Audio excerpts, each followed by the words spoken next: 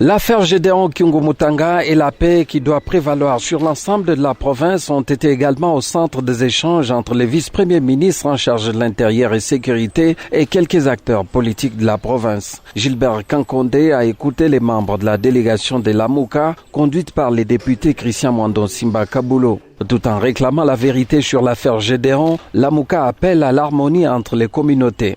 La délégation de Lamuka refuse de jouer au bouc émissaire.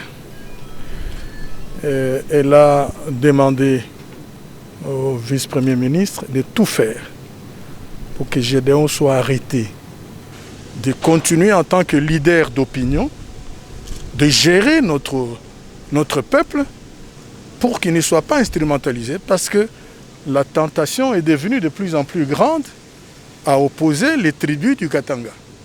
Et nous lui avons promis, en tant que leader responsable, que nous ne tomberons pas dans ces pièges. Nous allons continuer à éduquer notre population pour le mieux vivre et pour le vivre commun. Également reçu par les vice-premiers ministres en charge de l'intérieur et sécurité, l'ancien ministre et président de la SCODE, Jean-Claude Mouyambo, s'est dit favorable à la sensibilisation de la population en faveur de la paix.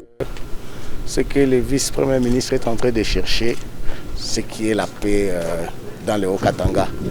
Et même la population cherche la paix. Ce qu'on fait déjà, c'est la sensibilisation, non pas seulement pour la paix, mais aussi pour le coronavirus. Je pense que ça nous concerne tous. C'était ça l'essentiel. Merci.